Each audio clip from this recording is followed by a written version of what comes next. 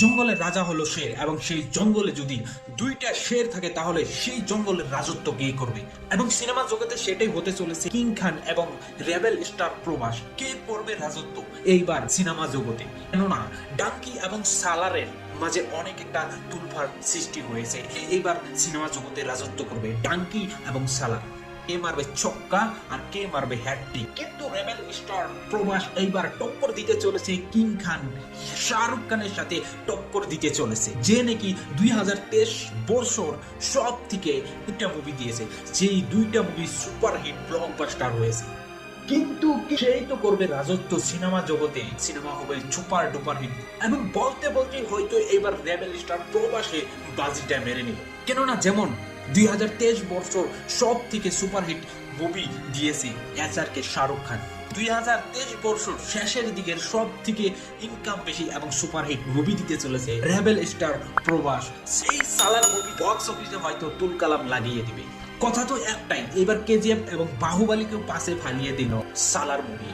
হ্যাঁ, আমরা শাহরুখ খানের ডাঙ্কির কথাও বলবো, এবং বক্স অফিসে কে কতটুকু টাকা কামালো সেটাও বলবো। সালার মুভি ফার্স্ট উইকেন্ডে ইন্ডিয়ান বক্স অফিসে কালেকশন করলো 308 করোড়, এবং আজ পর্যন্ত অল ওয়েডে সালার মুভি কালেকশন করলো 650 করোড়ের ওপরে।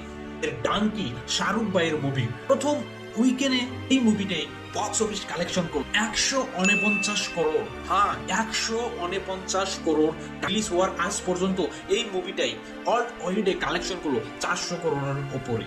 ছালার মুভির বাজেট কত ছিল জানেন কি আপনারা? ছালার মুভির বাজেট ছিল 270 করোড়, এবং সেখানে যদি ডাঙ্কি মুভির বাজেটের কথা কই, সেখানে ডাঙ্কি মুভির বাজেট ছিল 120 করোড়।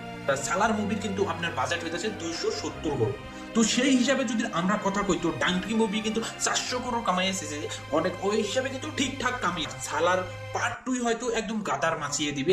কেননা আপনাদের হয়তো মনে আছে কেজিএফ এবং কেজিএফ চ্যাপ্টার 2 কথা, এবং কেজিএফ চ্যাপ্টার 3ও আসতে চলেছে। এখন কেজিএফ চ্যাপ্টার 3 বক্স অফিসে কি করবে, কি হাল্লা মাচাবে, সেটা আসলেই বোঝা যাবে। যেখানে আমি যদি কথা বলি পাঠান এবং জওয়ানি 2000 করোড়ের ওপরে কিন্তু বক্স অফিস কালেকশন করছে, এবং প্রবাসের মুভি কিন্তু এবার অত একটা কালেকশন করতে পারেনি। প্রবাসের মুভি কিন্তু একটা ফ্লপে চলে গেছে মুভিগুলো। সেখানে কিন্তু আমাদের প্রবাস বাবু কিন্তু একদম কামব্যাক করলো একদম সালার মুভি নিয়ে। 2024 বছর প্রথম দিকে যে মুভি আসতে চলেছে, হয়তো এই মুভিগুলো হয়তো একদম পাল্টিয়ে দিবে সিনেমা জগৎ।